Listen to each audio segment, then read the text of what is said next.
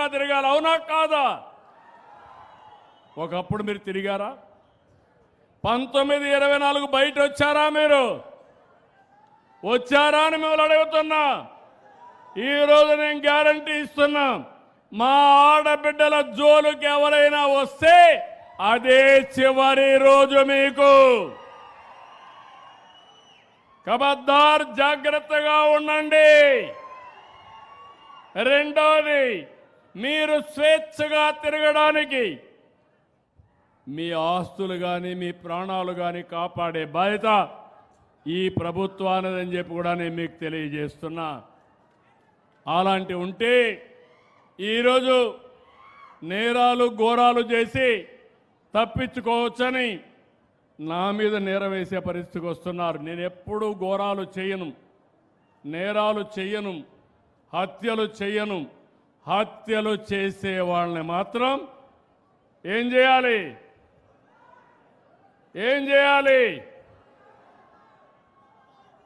అందుకే తమ్ముళ్ళు, ఆడబిడ్డలు మీరు గుర్తుపెట్టుకోవాలి. నేను తీవ్రవాదుల పైన పోరాడాను. 30 ఏళ్లకు మునిపే పోరాడాను. ఆ రోజు పోరాడితే 2003లో వెంకటేశ్వర స్వామికి నేను పట్టు వస్త్రాలు సమర్పించడానికి పోతా ఉంటే 23 క్లేమోర్ మైన్స్ నా మీద బ్లాస్ట్ చేస్తే దానికే భయపడకుండా మీ ఆస్తులు మీ ప్రాణాలు కాపాడడానికి పూర్తిగా పనిచేస్తున్నా. అలాంటప్పుడు ఇవన్నీ కూడా నేను భయపడే పరిస్థితి రాదు. దేవాలయాలపైన దాడులు చేస్తారు. ఇదేంటని అడిగితే ఎదురు దాడి చేస్తారు. ఇదెక్కడ నీచమైన సంస్కృతిని అడుగుతున్నా. దేవాలయాలపైన ఇప్పుడు తిరుపతి పోయారు మీరు నిన్న మొన్న. ప్రసాదాలు బాగున్నాయా లేదా అని మిమ్మల్ని అడుగుతున్నా. దర్శనాలు బాగున్నాయా లేదని అడుగుతున్నా. బాగున్నాయంటే గట్టిగా చేపట్లు కూడా చెప్పండి బాగున్నాయని. ఆ రోజు ఎందుకు బాగలేవు చెప్పాలిగా సమాధానం వీళ్ళు.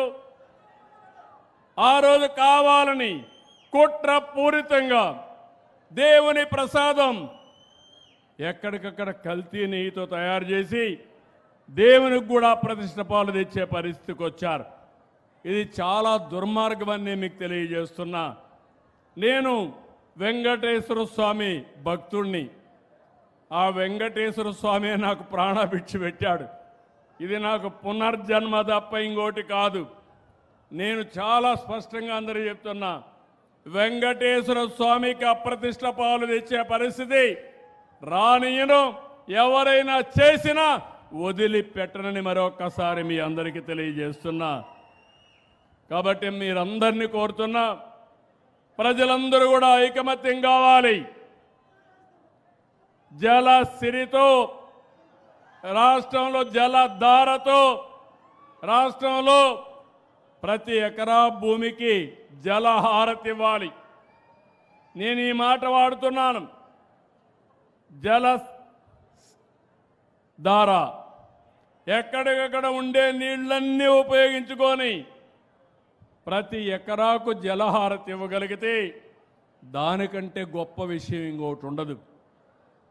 నేను 30 ఏళ్ళు కష్టపడ్డాను. ఇప్పుడు హామీ ఇస్తున్నా, నాకు కూడా ఒక నమ్మకం వచ్చింది.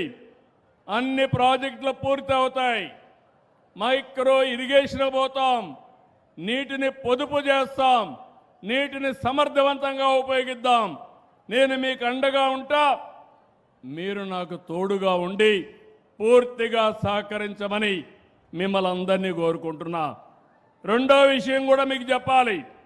ఇక్కడికి వచ్చినప్పుడు అధికార యంత్రాంగం ఇక్కడ ఉన్నారు.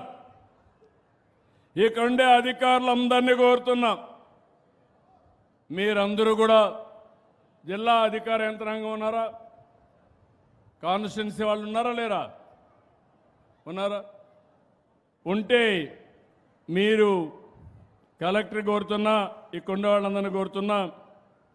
ఈరోజు నేను అన్నీ కూడా చూశాను.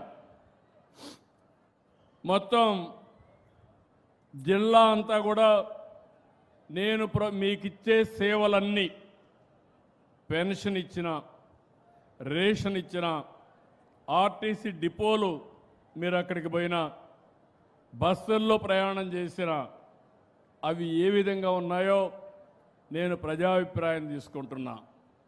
టెక్నాలజీ కూడా ఆడిట్ చేస్తున్నా. ఏ టైంలో సేవలు అందించారు, అదే మరి ఎవరన్నా వచ్చి రిజిస్ట్రేషన్కి వస్తే టోకన్ సుజావుగా ఇచ్చారా, టోకన్ ఇచ్చిన తర్వాత డబ్బులు తీసుకోకుండా రిజిస్ట్రేషన్ చేశారా, పెన్షన్ ఇచ్చినప్పుడు గౌరవంగా మీతో మాట్లాడారా.